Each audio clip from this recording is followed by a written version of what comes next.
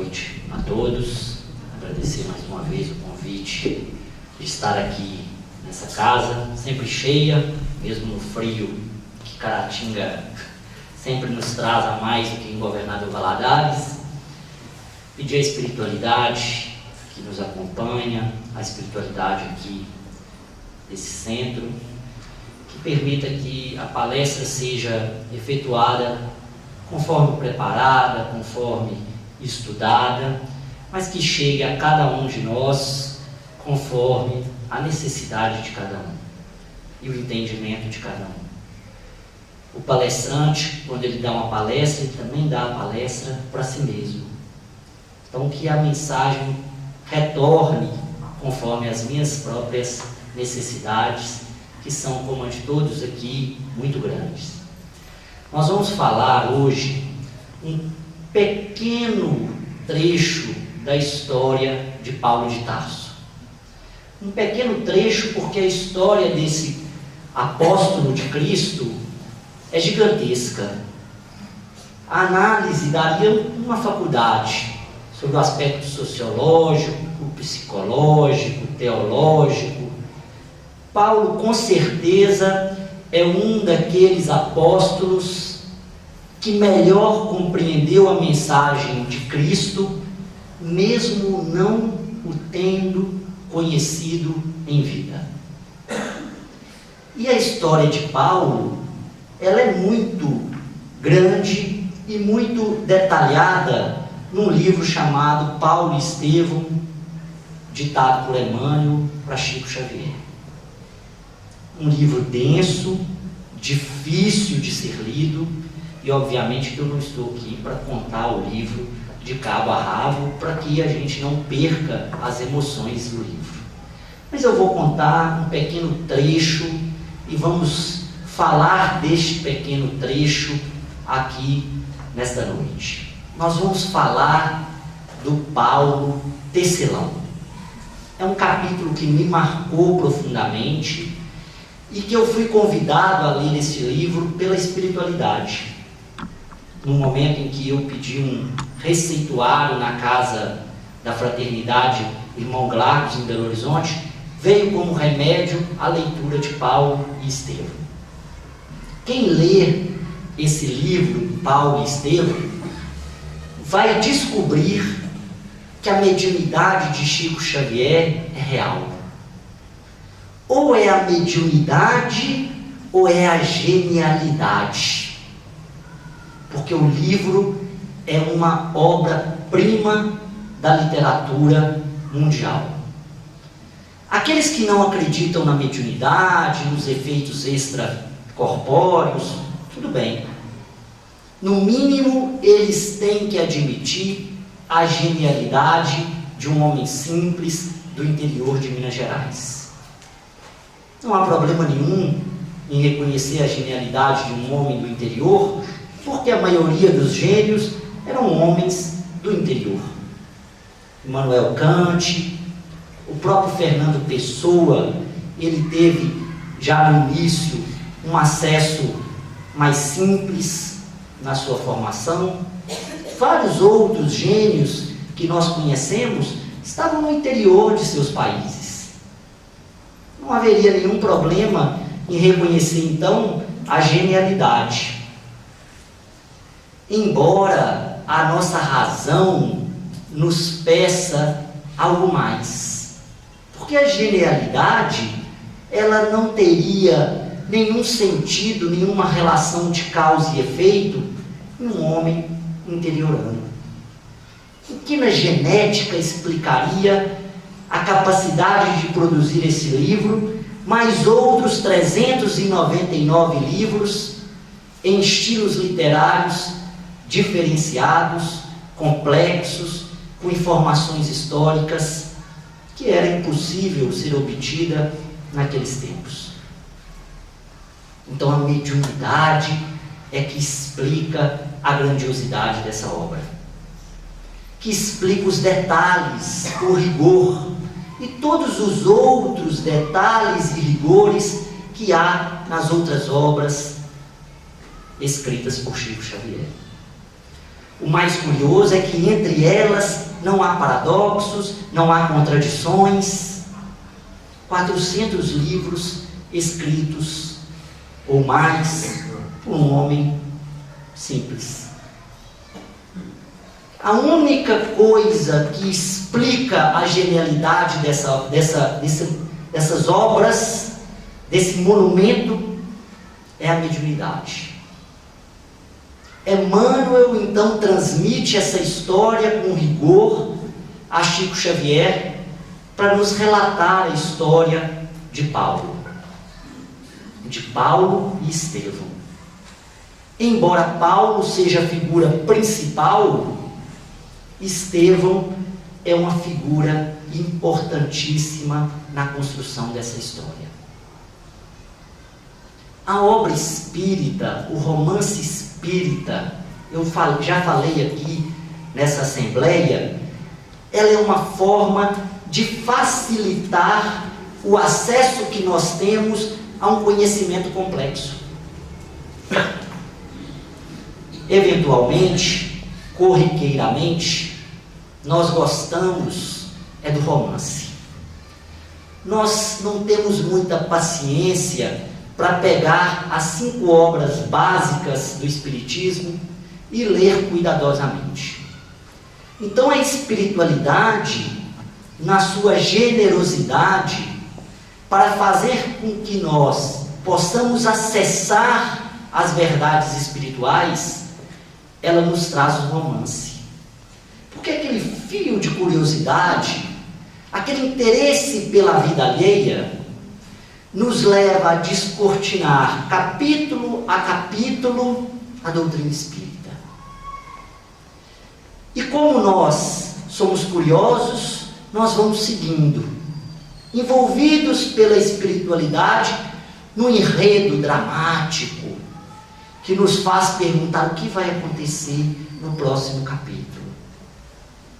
Mas quando lemos deitado a obra espírita, podemos correr o risco de perpassar somente pelo romance, esquecermos da profundidade da mensagem. E esse livro é um daqueles que conta a história e depois toda a lição, e geralmente passamos mais rápido. Tá bom. Vamos para o caso. Ele requer de nós espíritas uma leitura cautelosa, uma leitura científica, analisando cada uma das mensagens que ali estão. E nesse rol se inclui também o Nosso Lar, Os Missionários, vários outros livros que relatam a história do mundo e a história do nosso país. Porque Paulo e Estevão têm tanta relação com o Brasil que muitas vezes nos passa despercebido. Emmanuel, mentor de Chico Xavier, já tendo reencarnado e vindo encarnado por essas terras, contribui decisivamente para a fundação daquela que é a cidade mais importante desse país, São Paulo. Como vocês acham que nós temos um estado e uma cidade do tamanho da importância que eles têm, nomeada de São Paulo, numa homenagem de mera coincidência ao apóstolo Paulo? Ou vocês não acham que é significativo que São Paulo tenha sido o coração, a pujança econômica, política deste país, por ser obviamente uma construção da espiritualidade, com todo o carinho, feito e colaborado por Emmanuel. Por isso, nós temos essa história com a história de São Paulo, com a história de Estevão, que tem tudo a ver com as nossas histórias individuais. Toda obra espírita, ela surge neste país pela importância que nós temos nas gerações futuras globais. Se aos Estados Unidos foi conferido a liderança material, a nós foi concedida a liderança espiritual. Está lá no Brasil, coração do mundo, pátria do Evangelho. Está lá a nossa história. É nessa parte que vamos liderar. Por isso a convivência pacífica de tantos credos, por isso a tolerância religiosa, aqui e acolá uma desavença, mas no geral somos todos tolerantes uns com os outros, as mensagens são muito parecidas e os fenômenos mediúnicos pipocam em todos os locais religiosos. Basta termos olhos para ver. E por isso a mensagem e a história de Paulo é significativa para a nossa transformação. Paulo, na verdade, Saulo, é um homem de alta bagagem cultural. Um judeu de estirpe, de família tradicional, educado nos melhores colégios da Judéia, nos melhores colégios de Israel.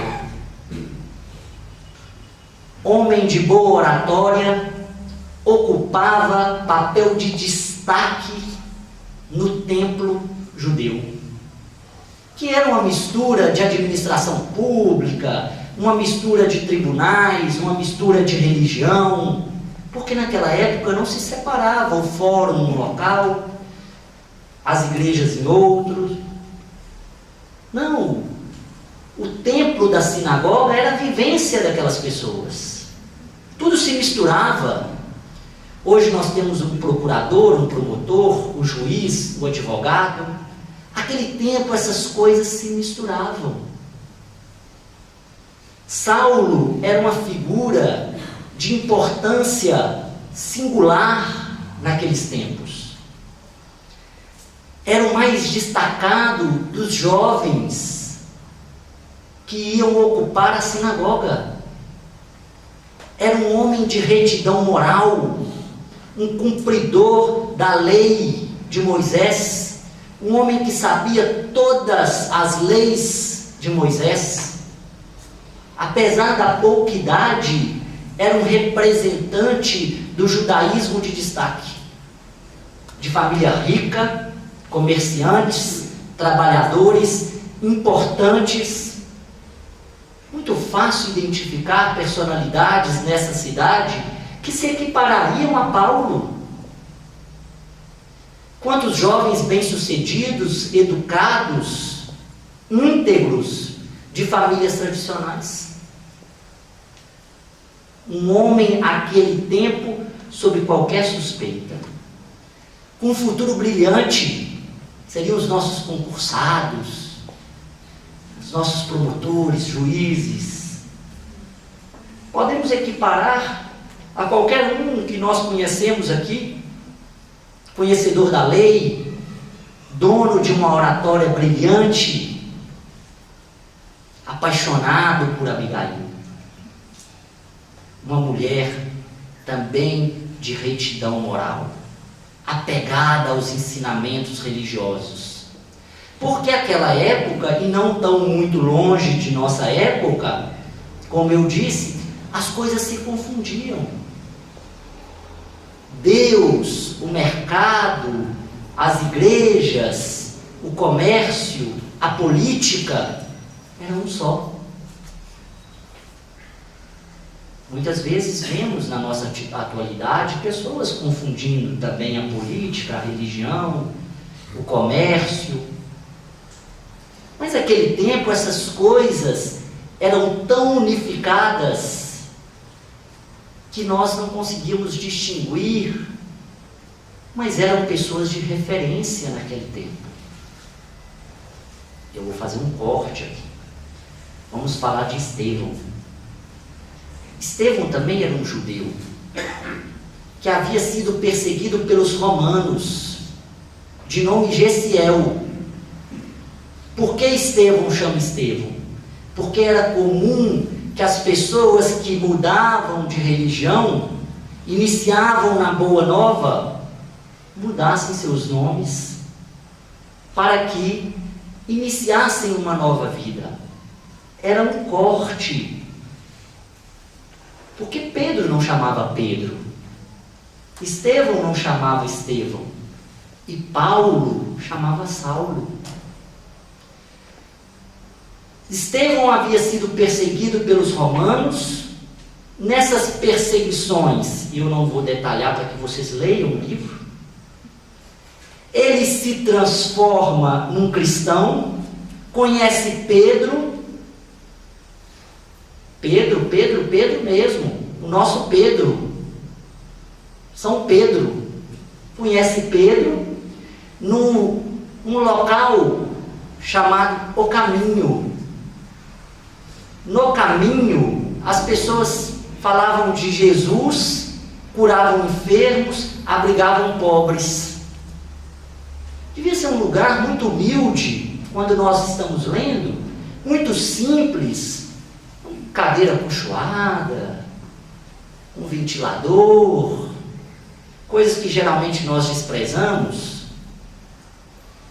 Um hospital com pessoas que também não deveriam ser consideradas limpas, agradáveis, porque geralmente eram doentes, pobres, que eram recebidos pelos seguidores de Jesus. E era pequenininho, mas movimentava muita gente. Porque aqueles que não tinham acesso ao poder, não tinham acesso às coisas materiais, encontravam ali esperança. Encontravam ali o abraço fraterno e simples, a humildade, o perdão. E Estevão é então recebido pelo caminho em momento de sofrimento e se transforma num seguidor de Jesus. Estevão é irmão de Abigail. Por isso eu fiz o corte. Abigail ainda não sabe que seu irmão havia se transformado em Estevão. E Estevão passa a ser um grande orador de Cristo. Olha como a vida é. Estevão então vira uma referência do caminho, pela sua inteligência, porque os judeus eram bem formados, eram bem educados em suas residências. Os judeus sabiam ler, porque era a forma como eles tinham para acessar o conteúdo. Sabiam recitar, porque como não tinha escrita, você tinha que decorar. Então, aquelas crianças eram formadas pelos pais, pelas escolas, que nem existia o conceito de escola igual nós conhecemos hoje. Mas era formado ali na reza para decorar, para poder saber. Então eles ganhavam o dom da oratória, a inteligência. Uma época em que as pessoas não sabiam de nada, as pessoas eram ignorantes. Será que ensinamos os nossos filhos a ler em casa? Ou será que nós menosprezamos a leitura? Será que nós estamos incentivando? Leiam, leiam. Será que nós estamos permitindo que a ignorância entre nas nossas residências? Naquele tempo, então, o judeu falava: eu não quero ser ignorante, porque eles eram tão orgulhosos e por isso foram escolhidos para poder falar em nome de Deus, do Deus único, o povo orgulhoso, porque era a forma de Deus unificar a ideia de um só Deus. Um povo ignorante, eu tenho que usar os orgulhosos. Eu tenho que usar os orgulhosos, porque se eu ficar usando quem aceita tudo, eu não consigo focalizar, eu não consigo ter uma religião. Pego a reencarnação de um povo que é orgulhoso. Os judeus falavam: nós somos filhos de Deus, nós temos a terra prometida. E ficam nessa há muito tempo, até hoje. orgulhosos, só eles são daquela forma.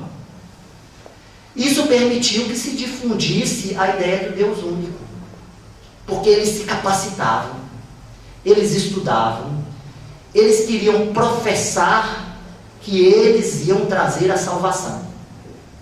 Isso dava uma importância muito grande. E Estevão, então, é um grande orador, um judeu, transformado a Cristo, seguidor de Cristo. Da outra ponta, Saulo, também judeu, bem formado, rico, mestre da sinagoga, um grande representante de Moisés, no mesmo local. Mas o caminho incomodava, simples, humilde, incomodava os poderosos. E Paulo então vai conhecer a história do caminho, e aquilo o irrita profundamente, como irritavam outros judeus. Mas Paulo é dono de um caráter reto. Paulo é firme nas suas convicções, sincero. E a sinceridade e a retidão faz com que Saulo faz com que Saulo imagine que ele precisa liderar o fim daquela experiência, porque ela não só é uma experiência de atendimento aos pobres, que isso não teria nenhum problema, mas está perturbando as lições de Moisés. E a sua liderança, então, faz com que ele comece a acusar as pessoas do caminho. E o auge dessa acusação é a prisão de Estevão, que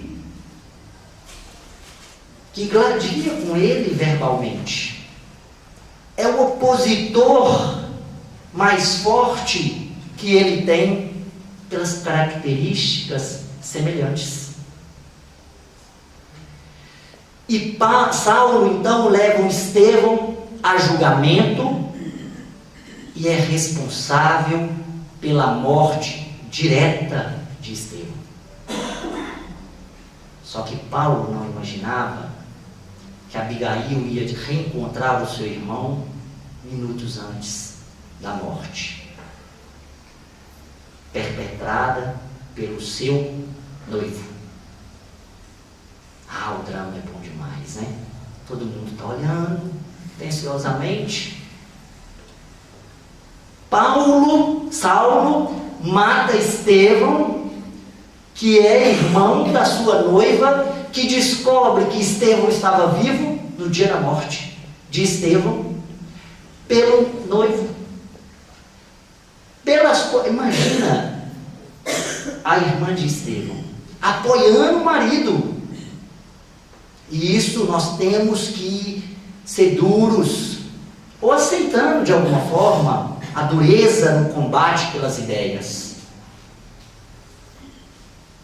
E descobre que o marido está matando o irmão. E já não tem mais tempo. A morte já é iminente. E aquilo transforma Saulo em Cristo? Não. Transforma Saulo, então, num grande algoz dos seguidores de Cristo. Porque é os seguidores de Cristo que transformam a relação amorosa dele num desastre. Na cabeça dele. Orgulhoso, reto, destemido. O que Saulo não imaginava e não imaginou era que a perseguição que ele faria aos cristãos daria ensejo a diversas mortes. Fariam com que a mensagem de Cristo fosse reafirmada. Você já viu quando um inimigo nosso começa a nos criticar, e aí a gente está pequenininho, ninguém conhece a gente, aí a pessoa começa a criticar, falar mal da gente, aí a gente começa a crescer, porque a gente começa a ficar em evidência. Ou nós mesmos, quando arrumamos um inimigo, fazemos com que ele fique forte, porque nós conseguimos, nós colocamos ele no circuito. Ele nem existia. Pensem o tanto que nós favorecemos as pessoas que são ruins, quando nós falamos dela. Quando nós falamos no Facebook, a gente gosta, eu não gosto dessa pessoa não sei o quê. Dando publicidade. Nós damos publicidade. E Paulo, então começa a perseguir, Saulo começa a perseguir os cristãos e começa a dar publicidade aos cristãos. Só que os seguidores de Saulo nem sempre estavam aí para a lei mosaica. Saulo não. Saulo estava fiel a Moisés, firme com Moisés. Só que os seguidores de Saulo muitas vezes viram na perseguição a oportunidade para resolver os seus problemas pessoais. Começaram então a acusar qualquer um de ser cristão. Você é meu inimigo? Cristão. Vamos matar. E Saulo começa a perder o controle da sua própria guerra, mas começa a se enlouquecer na guerra que ele trava. Porque enquanto ele vai matando, mais pessoas vão aparecendo. E aí ele passa a ter que fazer uma guerra muito maior. E numa dessas guerras, ele vai a Damasco. E o sol quente adoece Saulo e ele fica cego. Pronto, primeira parte do livro. Saulo fica cego. O livro é dividido em duas partes. A primeira parte está resumida aqui de forma rápida. Tem vários outros detalhes, sermões, comentários, que vocês espero que leiam depois aqui da nossa conversa. Mas Saulo, cego no deserto, é abandonado e começa a sofrer e começa a enlouquecer. E nessa cegueira de Saulo, ele vê Cristo. E aí Cristo pergunta a ele: Saulo, Saulo, por que me persegues? E nesse momento começa um momento de conversão de Saulo para Cristo. E Saulo vira Paulo? Não, ele vai virar Paulo muito lá na frente ainda do livro. Ele começa um processo dramático de conversão. Porque ele tem que jogar fora tudo o que ele pensava. É difícil demais. A gente não consegue mudar o nosso ambiente de trabalho quando fala assim: agora tem uma tecnologia nova. Não vai mais ser máquina de datilografar, vai ser computador. Ah, não pode. Não é possível. Nós ficamos doidos com a mudança. Imagina você mudar toda a sua crença e olhar para o seu passado. É tenebroso. Ele começa a passar por um processo psicológico de humilhação. Ele agora vai ter que dobrar o seu orgulho para a realidade que descortina a ele. E aí é maravilhosa a história de Paulo, de Saulo. Porque vai nos dar um ânimo, porque a nossa história é muito menos sofrida que a dele. Ele ainda é orgulhoso. Tanto é que ele se transforma a Cristo e ele volta lá nos colegas dele, que eram parceiros dele do crime, e fala assim: aqui, gente, ó, eu errei, Jesus é o cara. Aí os colegas falaram: você enlouqueceu, nós vamos te perseguir. Lógico, mas ele era tão orgulhoso que ele ainda tenta voltar lá. Ele tenta voltar para poder falar para os colegas. Porque ele ainda vai ter que ser humilhado ao longo dessa história. Ele vai ter que sofrer ao longo dessa história de conversão.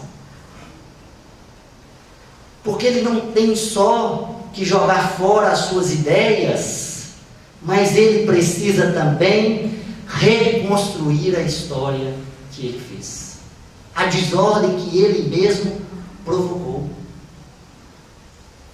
Porque ele achava que as pessoas tinham que pensar como ele provocou uma desordem enorme. Jerusalém, Damasco e outras cidades. A fama dele vai correr mundos. Ele, convertido, ainda vai ouvir falar dele sem conversão. Olha só, quando nós fazemos o mal, quando nós provocamos confusão, quando nós semeamos a discórdia, nós ainda vamos ouvir falar da discórdia quando nós tivermos já convertidos contra a discórdia que nós lançamos. A lei de causa e efeito. Por isso que nós temos que tomar um cuidado enorme ao provocar discórdia e intrometer na vida alheia, nas crenças alheias. Porque nós ainda não conseguimos resolver os nossos problemas de crença individual. Quando nós ajudamos a formatar o caos, mais para frente nós vamos ser vítimas do caos. Gente, esse país dá exemplo disso todos os dias. Porque o que nós vivemos hoje é o caos, porque nós fomentamos o caos que era fomentado antes do caos. Quantas vezes nós não vibramos negativamente contra um grupo, contra o outro? Quantas vezes nós mesmos divulgamos uma informação falsa para o nosso adversário perder as eleições? Estamos aí, no caos, sem confiança, sofrendo. Não deixem de achar que nós somos parceiros do que nós vivenciamos, ou nessa ou em outra vida. Paulo, então, vai se humilhar ao longo dessa história. E por que Jesus escolhe Saulo? Nos parece injusto. Porque Jesus quer mostrar que o seu maior inimigo pode ser convertido. E Saulo tinha uma característica: ele era tenaz, ele era sincero, ele era reto naquilo que ele acreditava. Para Jesus era melhor ter um fiel escudeiro da característica de Saulo do que um insosso que não assume nada. Por isso na Bíblia nós vamos encontrar, seja quente ou seja frio, mas não seja morno, porque o morno dá ânsia de vômito. Porque nós queremos pessoas fiéis ao que nós estudamos. É isso que Jesus quer, um servo fiel. Quando nós vamos comprar alguma coisa, quando nós vamos a algum escritório, ou quando nós vamos a alguma repartição pública, que nós conhecemos uma pessoa fiel ao patrão, aquela pessoa séria, não rouba o patrão, o que é que nós falamos? Nossa, ele é fiel ao patrão, eu gostaria de ter um igual ele. Esse é Jesus. Jesus falou: eu quero ter nas fileiras do cristianismo alguém tão sério, tão firme quanto Saulo. Mas para que ele seja um fiel servo, porque a retidão de caráter dele era forte, ele precisa ser humilhado. Ele precisa sofrer. Porque quando ele se transformasse, ele daria um salto enorme na evolução dele. Olha o chamamento psicológico para que todos nós fortalecemos, para que a gente possa fortalecer o nosso caráter.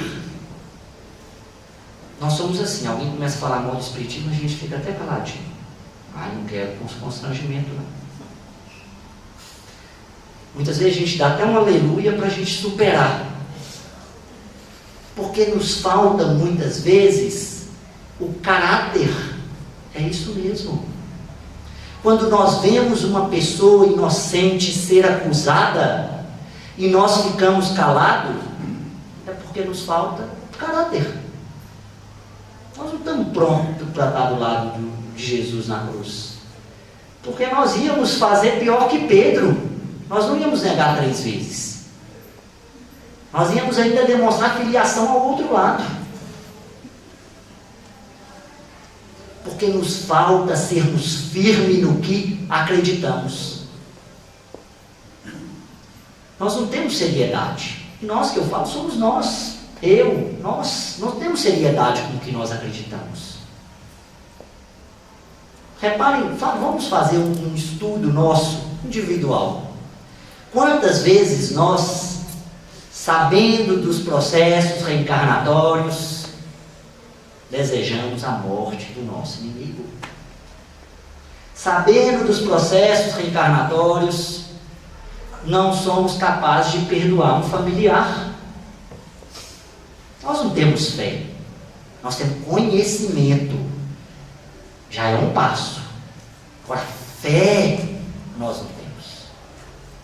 Nós titubeamos diariamente nas convicções que nós temos. Nós não somos convictos. Nós somos bons convictos no futebol. Isso nasce com a gente e morre com a gente. Porque ninguém trocar de time, né? Ninguém pode. O time pode estar ruim, perdendo. Você é atleticano? Sou atleticano. Mas você só perde, mas sou atleticano. Agora, com a derrota dos nossos companheiros, nós não somos fiéis. Nós ainda não somos servos fiéis de Cristo. Porque nós não conseguimos ser fiéis nem ao outro lado. Nós ainda somos insosso. Nós somos comida de hospital. Nós não temos sabor. As pessoas não conseguem nos definir. Nós acreditamos na reencarnação, na influência espiritual, mas ainda falamos palavrão. Mas o que tem falar palavrão? Não tem problema nenhum, só a espiritualidade que está em torno aqui vai vir. Porque a espiritualidade superior humana não vai ficar aqui perto da gente. O Jesus da Cruz já foi até embora. Porque nós ainda não conseguimos vibrar positivamente, porque nós conhecemos, mas nós não estamos convictos. Quando morre um familiar, nós choramos mais do que o crente, porque o crente acha que vai dormir até o dia do juízo final. A convicção dele. Nós não, olha que maravilha, nós acreditamos que o cara vai vir, vai ficar espiritualmente, só precisa dar uma curadinha ali, né, passar um pouquinho no umbral, vai vir para a colônia espiritual, vai se regenerar e depois vai voltar, reencarnar uma viagem. Mas nós sofremos, desacreditamos Deus, aí ficamos ansiosos. Eu sou assim, né? Eu quero uma coisa, aí eu oro, espiritualidade amiga, me dê o caminho, me mostra o caminho. Aí de manhã dá um reverter no meu plano. Aí assim, meu Deus do céu, vocês também estão me sacaneando. Não acredita? Não é que deu um reverter no meu plano. É que mostrou uma barreira que o que eu quero está do outro lado. Eu estou indo no caminho errado. É para isso que as portas se fecham na nossa vida. É para isso que a gente recebe não. Porque a espiritualidade está comandando. Ela não está à toa. Não é possível que você ache que o seu anjo da guarda está à toa. Porque se ele estiver à toa, ele não é o seu anjo da guarda. Ele está ali, está te olhando. Você vai sofrer mesmo, não tem problema. Eu queria ser uma pessoa muito caridosa. Queria ser uma médica. Aí nasce com um filho com deficiente. Está aí, realizado. Vai cuidar. Você não queria ser uma médica? Vai aprender agora a fazer várias coisas que os médicos fazem. Vai aprender a ler até bula de remédio. Nós não temos compromisso com as coisas que acontecem com a gente. Nós não vestimos a camisa. Por isso que ele escolheu Saulo. Saulo vestiu a camisa de Moisés. Se eu convencer ele que eu sou melhor que Moisés, eu ganhei um fiel. Aí vai falar na tribuna, vai se defender, vai apanhar, porque ele vai apanhar ao longo desse caminho. vai sofrer, vai ser assediado. Vai acontecer várias coisas com Saulo. Vai morrer sofrendo, porque ele está convicto. Ele se converteu. Ele se converteu no caminho de Damasco. Nós já fizemos o nosso caminho de Damasco em alguma coisa na nossa vida? E aí, Saulo começa a transformação, ele se converte a Cristo, ele fala assim, é Cristo que vai, que é a solução. Mas ele, orgulhoso ainda, começa a titubear, começa a bater cabeça, volta lá nos amigos, os amigos tentam persegui-lo, tem sentença de morte contra ele. E aí ele lembra de um grande amigo, que era da sinagoga, que se converteu a Cristo e que foi ao deserto. A espiritualidade converteu um amigo dele, que era mais suscetível às ideias de Cristo. Para esse amigo dele depois ser procurado por ele, para ele cumprir a missão dele. Olha que maravilhoso. Um tanto de gente ajudando. Também é assim na nossa vida. Se nós temos estrela, se nós estamos prontos para fazer uma transformação, a espiritualidade está colocando as pessoas no nosso caminho. Está preparando as outras. Ninguém é preparado para fazer alguma coisa sem estar preparado as pessoas ao lado. Se você é um grande médico, os enfermeiros que vão te acompanhar estão preparados. Eles estão se preparando. Você só ainda não reencontrou com eles. Pensa de onde veio a sua família. E pensa como você conheceu as pessoas que hoje você conhece. Veja o que a espiritualidade teve que fazer para você se conhecerem. Mas ela teve que trabalhar enormemente. Ela teve que fazer você perder o ônibus, perder avião, teve que fazer você mudar e ser designado, estudar em um outro lugar. O trabalho é grande. E o trabalho com Saulo também foi grande. Então Saulo, desorientado, sem amigos, porque na hora que ele converte, ele então passa a ser humilhado, o pai de Saulo manda ele embora da casa e dá um saco de moedas para Saulo. Vai lá, você agora é um deserdado, você é um lixo para a minha família, você é uma decepção. É assim que o pai de Saulo fala com Saulo. Não é assim, vem meu filho, coitadinho, adoeceu. Não, você desonrou a minha casa. E manda Saulo embora com um saco de moedas e manda ele nunca mais voltar. E Saulo ainda fica querendo voltar, a história inteira fica, estou com saudade do meu pai, estou com saudade do meu pai, estou com saudade do meu pai. Um saco de moeda. Aí Saulo, quando recebe o saco de moeda, quer fazer igual a gente. Também não quero nada. Aí ele lembra que ele não pode ser orgulhoso, porque a única coisa que lhe resta é aquele saco de moedas, que ele pega para ir procurar o seu amigo Gamaliel. E ele chega lá, as pessoas estão falando que Gamaliel está ficando doido. Pai, ele está doido, falando uns troços nada a ver, falando de um tal de Jesus. Ficou velho, ficou bobo. Não é assim que a gente faz? Está velho, está bobo. Está definhando a memória. Mas Gamaliel já tinha se convertido a Cristo, estava no deserto estudando, porque ele já estava no fim da vida dele. E aí ele reencontra com Saulo, e Saulo relata a história dele e pede uma orientação. E aí Gamaliel fala assim, você é muito inteligente, você é um cara bom orador, mas você não vai defender Cristo com essa profissão. Você vai ter que regredir a uma profissão mais simples.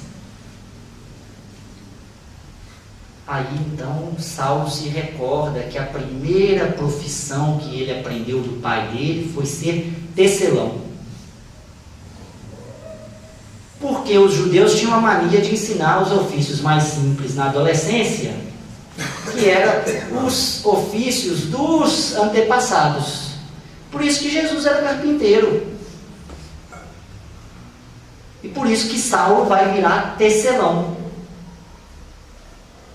Então ele vai retornar a uma profissão inferior à que ele tinha, porque ele era um doutor da lei. Ele era um promotor, um juiz, um procurador. Ele era o supra-sumo, aquilo que todos vocês e eu, e a tia Cíntia, desejamos para os nossos filhos. Podia passar num concurso bom, ser juiz, ser promotor, porque a gente acha chique. Era aquilo. Ele vai ter que deixar de ser promotor, deixar de ser juiz, para voltar a ser tecelão. E aí Gamaliel fala assim com ele: mas peraí, mas você não vai voltar lá para a cidade não, meu amigo. Você ainda vai ter que melhorar muito a sua humildade, o seu estudo. Então você vai para o deserto. Joga Saulo para o deserto. Porque naquela época, o irmão de Gamaliel tinha vários comércios. Então ele tinha tendas de oásis em oásis no deserto. Gente, aquele lugar era muito ruim de morar. Pelo amor de Deus, a gente tem que agradecer essa reencarnação. Então a gente vai ter água, frio só faz de vez em quando. Porque, vou falar com você um negócio, você ficar em deserto, fica ali, e aí ele foi mandado para um lugar onde só tinha um casal, e ninguém mais, ele e o casal, segurando vela ali, ó, e os dois ainda se amavam, o casal se amava, e ficava ali, ó, carinhoso um com o outro, e Saulo vendo, no deserto, 3 anos Saulo ficou, para quê? Para reaprender a ser tecelão, ler o que estava escrito sobre Jesus e melhorar o caráter. E Gamaliel fala assim com ele: você ainda é uma semente. Para você combater o mal, para você voltar e desfazer a perturbação que você criou, você precisa voltar como uma árvore frondosa. É assim na nossa vida. Porque ele falava assim: você ainda vai ser morto lá, mas você ainda tem que ser uma árvore. Somos nós. Muitas vezes nós ficamos afoitos. Eu quero ajudar. Cíntia, eu quero ser caridoso, eu quero ajudar aqui no centro. Você então pode começar ali no banheiro e dar uma ajeitada. Não. Peraí, Cíntia. Limpar banheiro? Eu sou médico. Me coloca aqui para dar umas consultas. Não, você vai ter que refletir, pensar, ficar sozinho. Para quê? Para que essa semente vire uma árvore. Por isso que muitas vezes nós temos que tirar o nosso time de campo. Essa é uma lição que Saulo nos ensina. Para a gente reviver, nós temos que muitas vezes tirar o nosso time de campo e reaprender. Como é que você pode dar um atendimento fraterno se você ainda não leu obra espírita nenhuma? Tem que ir, sentar, ficar sozinho. Quer coisa pior de que estudar? Olha, eu estudei, viu? Eu fiz 2 faculdades, fiz mestrado e doutorado. Eu ia para a fazenda, ficar sozinho lá. E lá tem um centro espírita, então eu ficava assim: meu Deus, a espiritualidade vai me dar uma ajuda aqui no computador, né? Então já posso, o que eu escrevi eu posso colocar em 4, 5, 6 mãos, né? Não é só eu. Eu ficava lá sozinho e meus amigos mandando foto, festa. Eu agoniado, né? Sem fé, agoniado. É isso que muitas vezes a gente tem que fazer na nossa vida. Quando a nossa vida dá errado e nós convertemos, nós temos que voltar e ficar sozinho. Por isso que o estudo é muito ruim. Por isso que nós não damos conta de estudar. Que estudar é ruim demais, é esporte individual. Você fica sozinho à noite, de dia, com um livro. Se é uma pessoa para te dar uma fofoca, para te dar um abraço, muitas vezes você não pode sair à noite, porque você não pode sair, porque no outro dia você tem que estudar, aquilo te cansa. Aí a pessoa é médica, ela é cirurgião. Aí ela não pode sair à noite, porque no outro dia ela tem que fazer uma cirurgia, então ela tem que estar com a cabeça boa, senão ela erra. É difícil estudar, trabalhar sério, porque nós precisamos nos retirar da sociedade até que nós fiquemos como árvores frondosas que podemos ajudar os outros. Até para ajudar, gente, é difícil. E Saulo nos mostra que é esse mesmo o caminho. Se nós queremos falar do Espiritismo, nós temos que gastar algumas horas estudando. Isso significa nos retirar, focar, concentrar. Não é nos retirar e falar assim, olha, a sociedade, eu não quero mais saber da sociedade. Não é isso, é nos preparar. O deserto não precisa ser o deserto da fazenda ou o deserto, porque até o meu deserto foi bom demais, porque minha mãe ia, me dava café, fazia bolo, né, ela está aposentada, foi muito bom, eu não tive um deserto. Eu tive uma vida boa, né, não posso nem comparar. Mas o deserto não é o deserto físico, é o deserto que nós temos que atravessar para que nós possamos ser uma luz na nossa profissão. Ninguém está pedindo para as pessoas virarem oradoras, palestrantes, pastor. Não é isso. Você pode representar Deus e Jesus na sua profissão. É o deserto da advocacia, em que ao invés de estimular o conflito, eu tenho que estimular a conciliação. E aí os clientes todos vão embora. É o deserto da medicina, em que ao invés de ganhar rios de dinheiro fazendo plantão, eu atendo cada um, tentando observar o conflito espiritual que ele tem, dedicando a minha prece naquele momento. Isso faz com que os bons pacientes vão embora. Porque eu só posso atender 2, 3, 4, 5 no dia, e não aquela multidão. É o deserto do professor que tem que ensinar a ter disciplina, a começar a aula no horário, terminar no horário, mas ser chamado de chato. Esses desertos é que nós temos que ultrapassar. E no deserto de Saulo, ele ainda vai ter uma surpresa, que quando ele está lá no deserto com as duas companhias dele, as duas companhias começam a relatar como é que eles foram parar lá no deserto. Aí eles falam assim, eu estou fugido, eu vim fugido. Mas fugir de quê? Do Saulo de Tarso. Eu? Então ele começa a conhecer a vida daquelas pessoas, e aquelas pessoas ele começa a perguntar assim, mas e se o Saulo estivesse aqui? Nós íamos ter que perdoar, porque foi assim que Jesus ensinou. Aqui não é uma furadeira no coração da gente, quando a pessoa perdoa a gente, que a gente queria que a pessoa estivesse com raiva mesmo, porque o perdão joga um espelho na nossa frente e mostra o tanto que nós somos imperfeitos. E aquilo era 2 espelhos o dia inteiro no Saulo. Mas aqui, você perseguiu, eu vim para cá, mas eu ainda tenho que perdoar o Saulo. Quando ele se revela ao casal de amigos e que recebe o perdão, é o perdão coletivo que ele está recebendo. Porque naquele momento ele se envergou no seu orgulho e transformou-se no Paulo, no Saulo humilde. Só mais para frente, aí ele vai fazer a conversão, porque essa é a primeira batida que ele recebe para ser convertido. Ele ainda vai ser humilhado ao longo do tempo.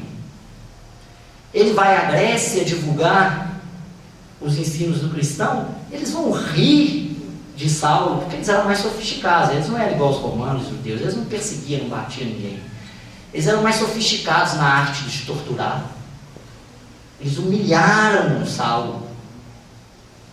E aí a vida de Saulo vai ser humilhações constantes, em nome do Cristo. O convite que Saulo faz, e eu ainda estou em Saulo, porque eu ainda não contei, não vai dar tempo da gente chegar em Paulo, porque nem era a nossa proposta aqui, era para falar de Saulo, Paulo, o tecelão. A mensagem que ele nos traz é que muitas vezes nós temos que retroagir às nossas funções primárias para fortalecer, para sermos instrumentos de Cristo. E ele vai ser tecelão para se manter, porque ele quer falar em nome de Cristo, mas ele não pode usar a palavra de Cristo para se alimentar fisicamente. Então ele falava da palavra de Cristo, mas ele vai ser tecelão para se manter. Olha que, gente, mas Cristo é difícil demais. Eu quero que você vá lá falar comigo, você vai ser meu servo. Mas você continua trabalhando aqui para você se manter fisicamente, porque eu não garanto a sua manutenção física. E vai chamar o trabalho. Você tem que trabalhar no mundo material. Disciplina, horário, para comer. Porque o trabalho, ele é importante. E ao longo do livro, nós vamos vendo e tendo que nos despir de vários preconceitos. De inúmeros preconceitos que nós temos.